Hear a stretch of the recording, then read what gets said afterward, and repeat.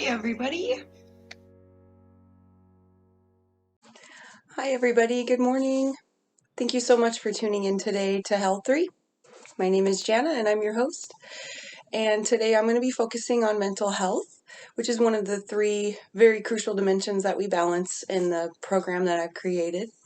In past episodes, we've focused a lot on fitness and nutrition, but today I'd like to kind of calm a little thing and calm down a little bit and get centered with some painting. So it's personally what I do to kind of unwind and connect with my own personal thing. You don't have to be good at what you love to do, which is a very huge detail. So today I do want to paint with you guys, and we're going to be painting this awesome piece that I've done. If you look up close here, I have spent a lot of my time staring into the ocean. I work for the Washington State Ferries, which I love, and I just love to watch the waves crash. And I also like to travel to various beaches, Long Beach and ocean shores and things like that. And I've just stared a great deal of my life into the waves. And it's just so relaxing and therapeutic that it's a great way. I've always connected with nature. So what better way to encapsulate that in your downtime at home? It's raining, it's wintertime. We don't have a lot else to do out there right now in these times. So it's really nice to have your own thing. So I do like to capture the waves crashing in here, and I've just kept the sky very plain, but I figured in this type of painting you can use any type of color palette that you want to use. If you want to adjust the color palette to be something more abstract with oranges and reds, you can totally go with that, or however you want to do it. But I'm basically going to focus on how to use brush strokes to show distance and depth. It's a very simple painting, but there's also a lot of depth to it. And basically we're going to set the horizon, and the smaller your strokes are against the horizon, the farther away it is, and then we're just going to come closer into the sky with larger brush strokes, and closer into the water with a lot larger brush strokes and detail there. So I hope you enjoy this episode. I really enjoyed painting this, and it's very simple, and I think we can do it pretty quickly. Another thing I do like is if you've ever stared at waves, they kind of curl down together, and two waves can crash together into one. So I've also got a bunch of those very detailed in the background there. I'm not sure if you can make that out, but I'm going to keep this guy hanging right here so we can keep an eye on it as we go. You can, if you ever do a painting of something and it's not just like your own creation that you do off the dome, which I like doing those too, but if you're ever doing a painting a likeness of something, I always keep it on in the background just for color matching, because a lot of the things that you see that made you want to paint that image is the color and how it caught the eye. So it's really important to get that color. So that brings me to the next point. I use regular paper plates because they're disposable, and I use a small one for the smaller canvas. This is a pretty small canvas, so I don't need a whole lot of paint. I'm going to use small piles, conservative amount of paints. And I like it was a gift for me, and I really fell in love with these Liquitex heavy body acrylics. I'm big on acrylic painting because it's so forgiving and it's easy to work with when you're at my level, which is pretty. I wouldn't even consider myself intermediate, like maybe in the beginner level or something, but once again, I love doing it. Do what you love, not what you're good at, and eventually you'll be good at what you love. So you just put a little bit of each of your primary colors. I can't pronounce that, but it's that blue there. Have fun with it. I don't know. We're just here to relax. Putting each primary color, step one. Honestly, step one was a little more than that. I got a cup of water. If you're using oil paints, you'll want a cup of oil or paint thinner. I've got a huge collection of paintbrushes here, but on this one I'll mostly use a rounded brush, medium size, soft bristles. You're going to need a super soft. These are very, very soft. If you want to get distant clouds in there, we're going to use that.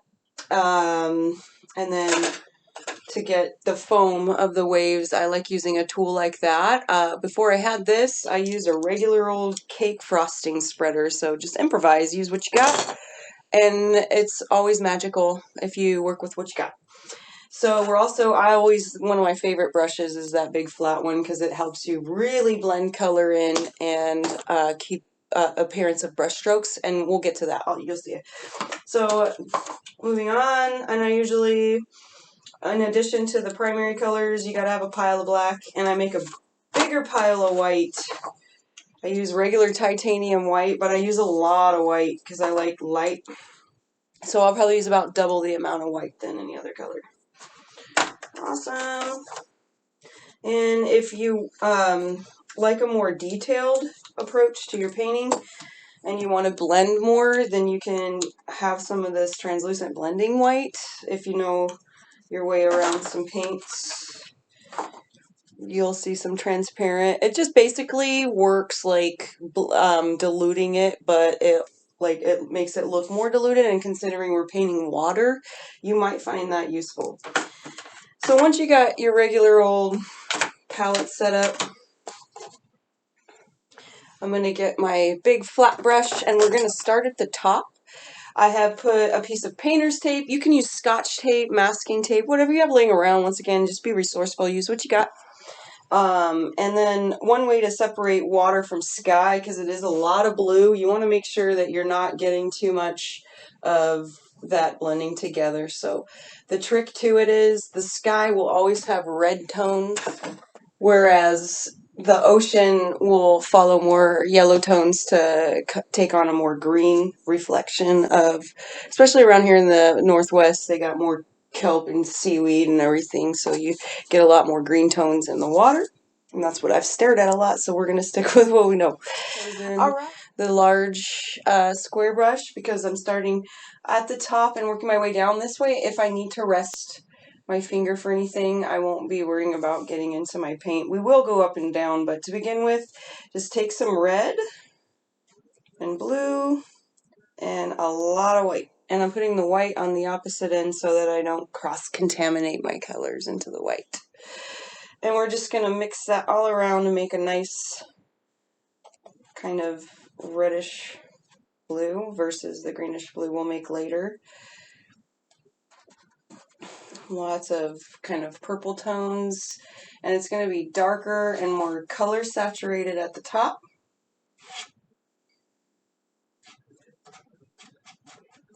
It's okay, just go with it. Lots of color saturation and darkness at the top. And I kind of like, if you see in this one, I faded it to kind of make it look like the sun's appearing on this side of the sky. It's a little more lighter. You can choose where you want your light to come from.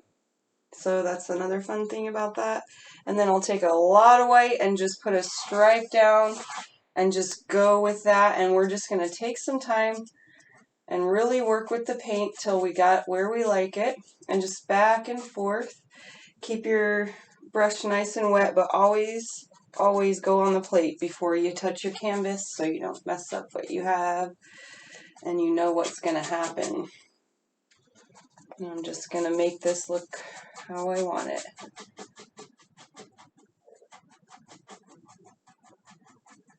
Just jumping right in there.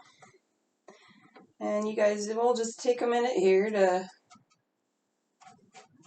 blend all these colors in together. You put your white where you want the light, all along the horizon here. And some more color saturation with the red and blue at the top. And I'll just continue to blend that down into a nice violet sky with that brush. Keeping a nice moist situation going on there. And I'm making X's like that. If you do that as you go through the whole thing, it will create a consistency and almost a cloud appearance later when we go in. I said we're going to need that really soft brush. And you'll see what I mean with that here in just a second. We're just getting the color on the canvas that we want. So just make sure you're getting the color on the canvas that you want. The lines and brush strokes are not a situation yet. But we do want a nice generous layer and not too much blending. And I always like to go around the edges too. Nobody likes a white stripy edge.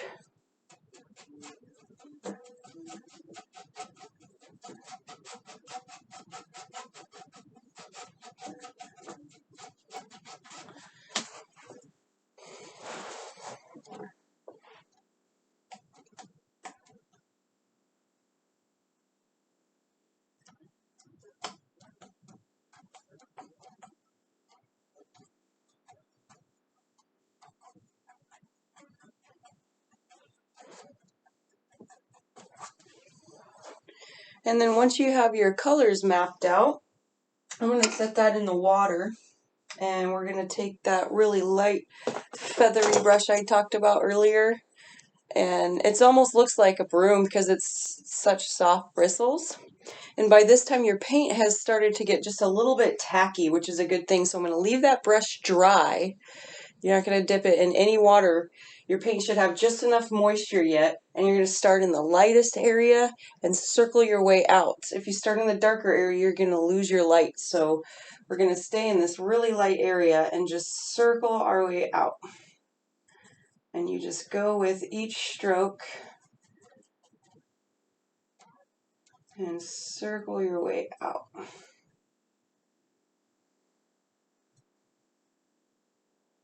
And this will really create the illusion of clouds in the distance.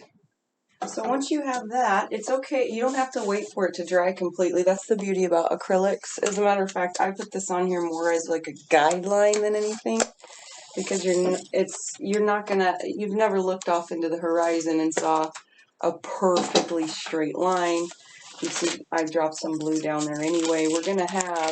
We're still using the same exact palette of colors. We're just gonna start using some yellow now.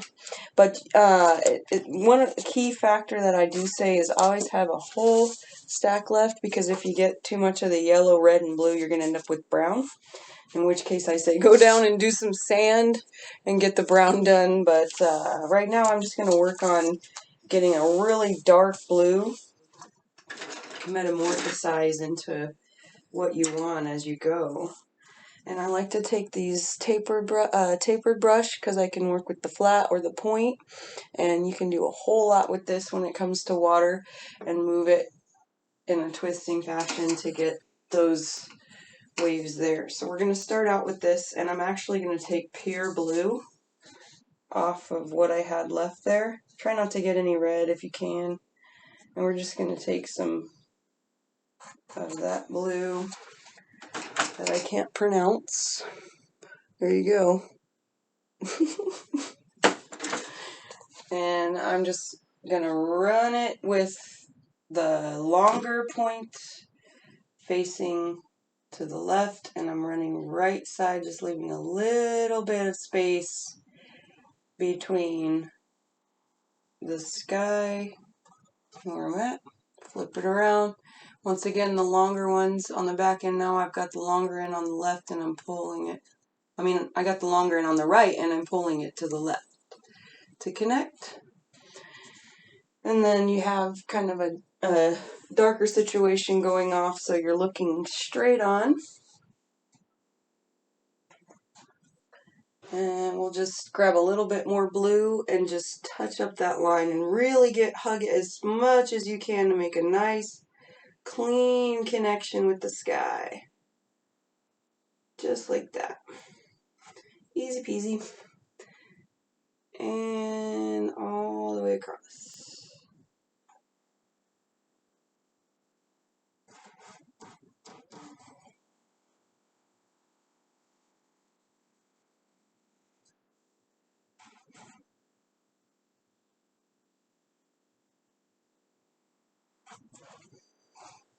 I'm going to take a little bit of black and add that blue in there. Make it even darker. So you know what you're going to end up getting in there.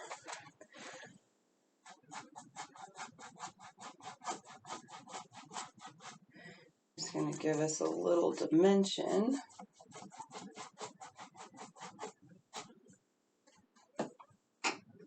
Make sure you keep the brush nice and hydrated.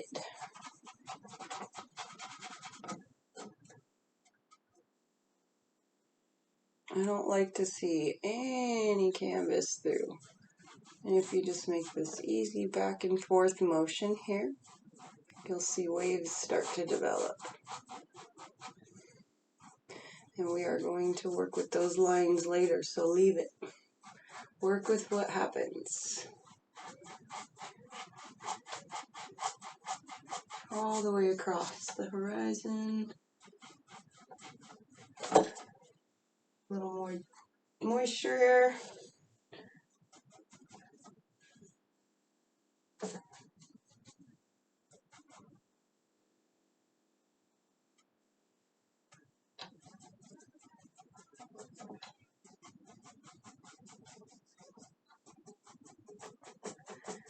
And as we get closer to where we're at, we're going to start making the brush strokes a lot more intense. I'm going to put a little fresh blue here because I don't want to get a lot of red in here. I'm going to be putting yellow in. I'm going to be putting a lot of yellow into my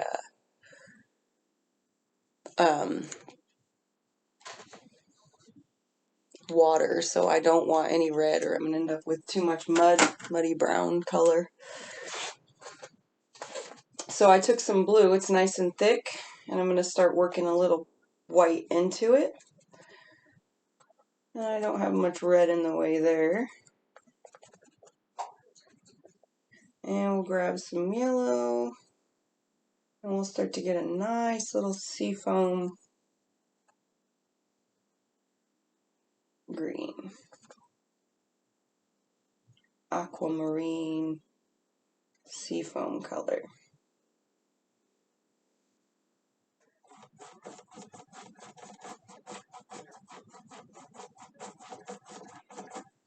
And as you start to get down to the foreground here, you'll see where we have a big white swoosh. We want to avoid interrupting that. We don't want to have to paint over a lot of dark color. So I'm just going to leave myself a little trace mark of what that's going to be and just not touch that. Just like that. And get some of that white in here and just really blend in the greens in that back and forth motion that we were doing earlier.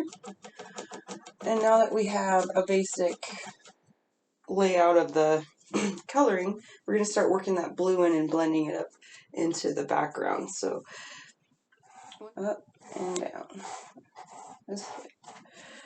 And it's okay if it is not perfect, it's actually even better. Make a beautiful ocean view. And you just play with the water until you get right to about here in where you're at, but make sure you just leave this good archway encasing that down there. And we'll get to the sand soon after that.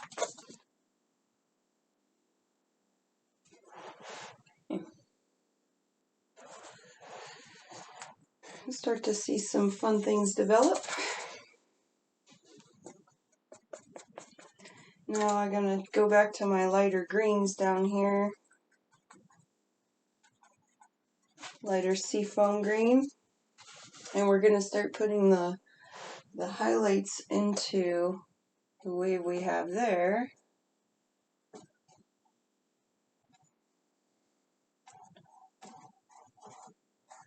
And I don't know if you've ever spent as much time staring at water as I have, but I just see these patterns that it makes, and it's just so simple. You don't want to overthink it.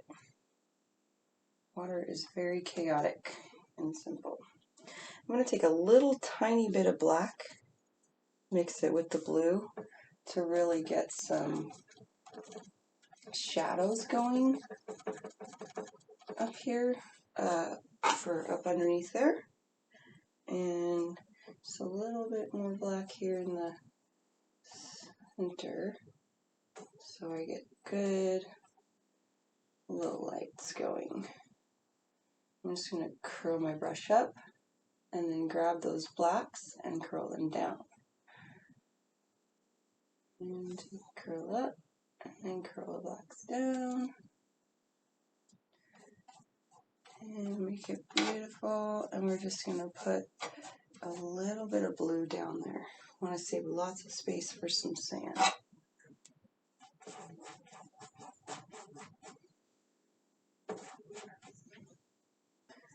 And we'll add some, and we'll just throw in some random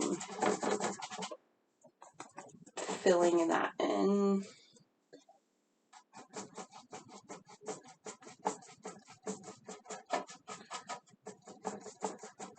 So while we've been working that all in,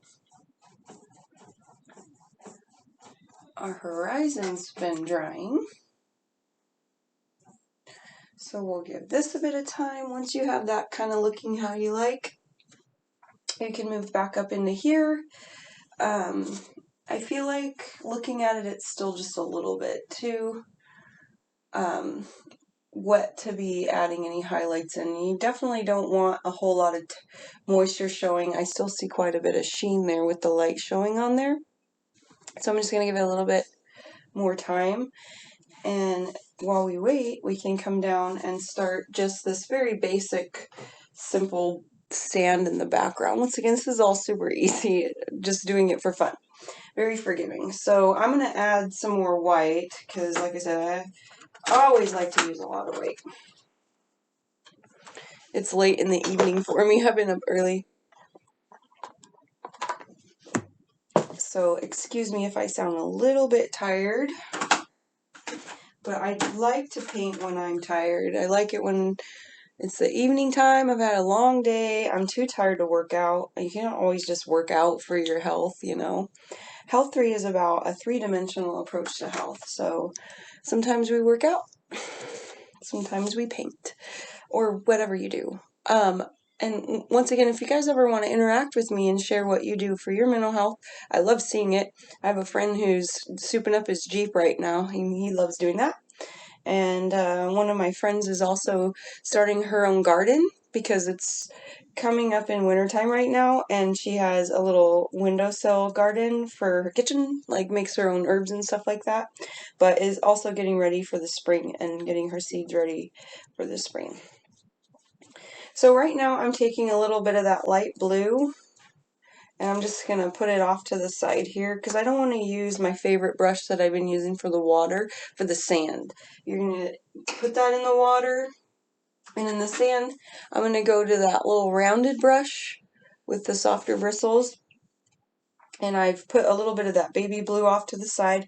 I'm going to add lots of yellow, lots of red, and by lots I mean like an equal amount. And we're just going to work us up a nice color for the sand. I like a nice reddish sand, like you're on a Hawaiian beach. To me, it just really goes well. If you put a little bit of red into your sand, it'll blend in nicely with the violet tones that we put in the sky. So I'm coming out with this really nice, well, it might be a little too red, so I'll add a little bit more yellow till I get what I want. See, I like this sand here, but in my opinion, I think it's a little too yellow. And it doesn't have to be a consistent color either. You can put more yellow on that side and more red on that side, and then take that base color and just work that down. And another little trick, now that the sky's somewhat handleable, flip that upside down,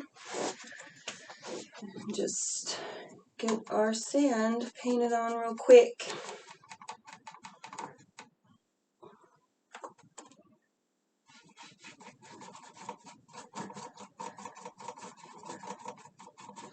Blending is the secret, as they say in Edward Scissorhands.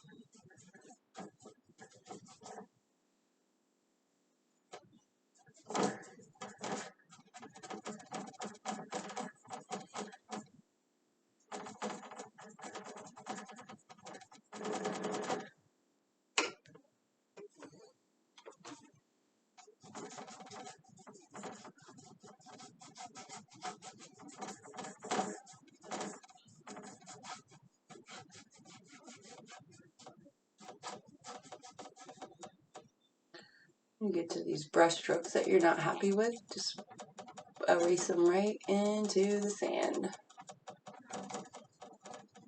Or if you are happy with them, leave it. And we got some blue in there that we're going to end up blending in there with some foam. And these little sandy moments will make sense when I flip this back upside down.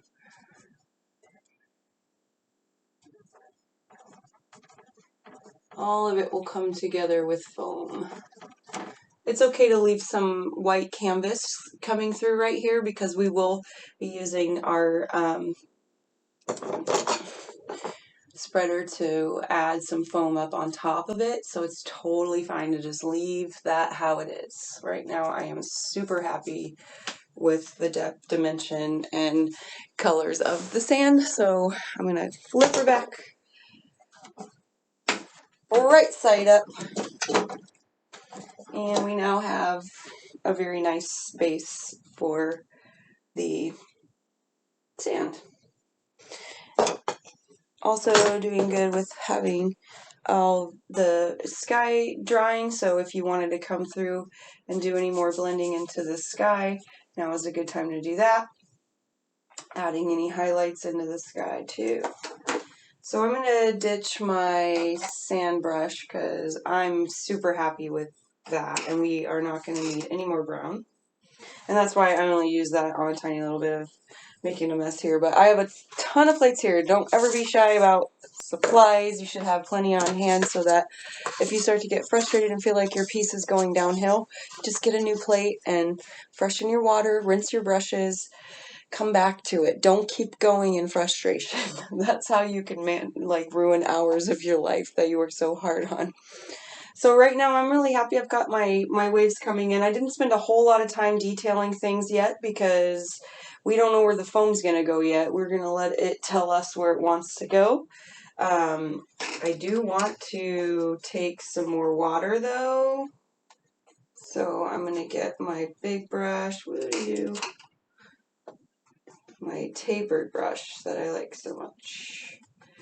Add a nice rich blue, a little bit of white. And we're just going to come down a little bit higher with this wave just to make it to where you like it.